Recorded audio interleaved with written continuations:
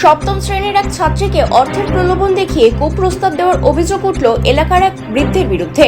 ঘটনাটি ঘটেছে আসানসোলের সালানপুর থানা এলাকায়।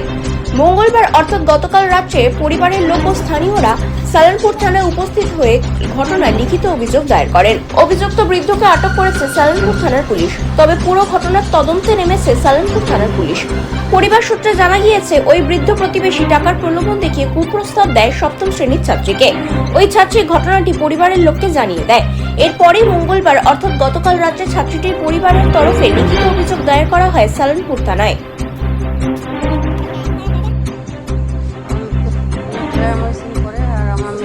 আজে বাজে কথা বলছি, গায়ে হাত দেওয়া নিয়ে কথা বলছি,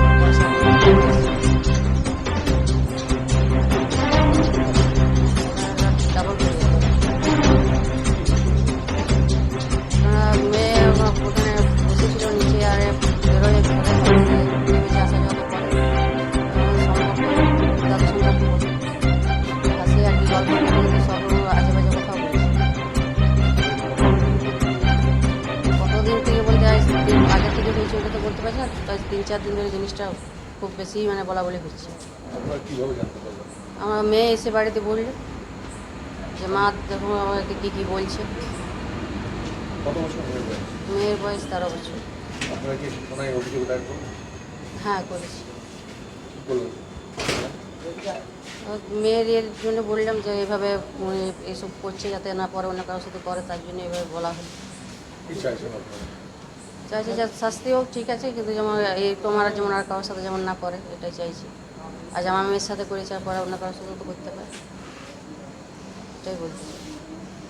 জানতে পারলাম, আমি তো যেটুকু জানতে পারলাম, এখন আমার স্ত্রীর কাছে জানলাম যে এরকম বলেছে নাকি, ইয়ার্কি করতে করতে বলেছে যে পয়সার ব্যাপারে কিছু বলেছে নাকি, যে শরীরে যে লাড়ালাড়ি করবো নাকি করে, যেমন সব কিছু তো বলা যাচ্ছে না, ওইভাবে কিছু বলেছে, পয়সা দেবো কিছু, সেইভাবে এই ধরনের কিছু বলেছে।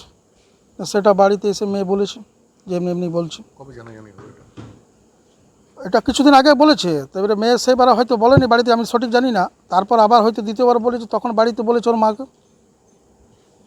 আজকে কি থানায় অভিযোগ দায়ের করলেন? হ্যাঁ, অভিযোগ দায়ের হলো। কোন ক্লাসে পড়ে?